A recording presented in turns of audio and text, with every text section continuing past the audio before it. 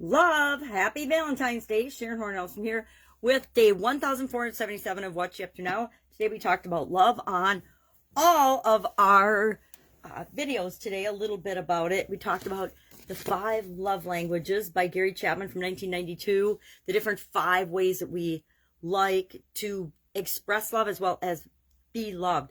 It's like the personality test. It's like categorizing different types of people. It's like categorizing or frameworks, or making things easier to understand by making categories or groups of them. We do that with people. We do that with psychology. We do that with science. We do it with math. We do it with everything. We create categories of people. We try to fit people into these categories in order to understand ourselves and them better.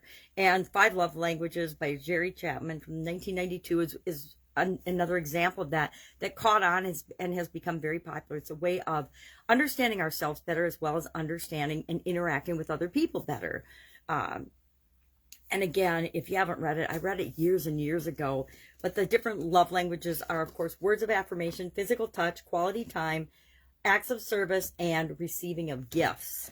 So each one of us has a preferred method of experiencing and feeling love. And when we receive love in that way, we notice it more, I guess, is the whole concept of that.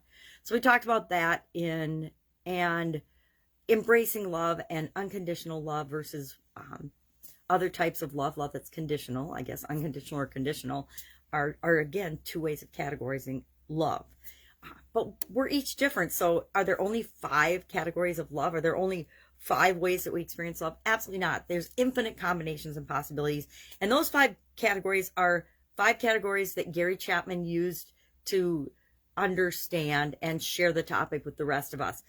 It doesn't mean those are the be all and end all. That's just a very useful tool, just like all of the frameworks that we create for ourselves. Just like I use a SOAP framework to handle changes and challenges and to get what I want in life. We all find things that help us to understand the things that we're feeling and our emotions. And this, I think, is a great tool for helping us to do that. So we talked about that as part of our annual BU 365-day challenge. Do one thing every day that improves us.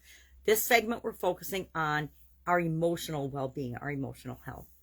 Our idiom for supersize your business today was head over heels, which has been around as heels over head since way back in the 14th century. So it's an idiom and an expression. And by the 1800s or even before, it had switched to head over heels and had to do with romantic relationships and falling in love. But it also means tumbling or falling.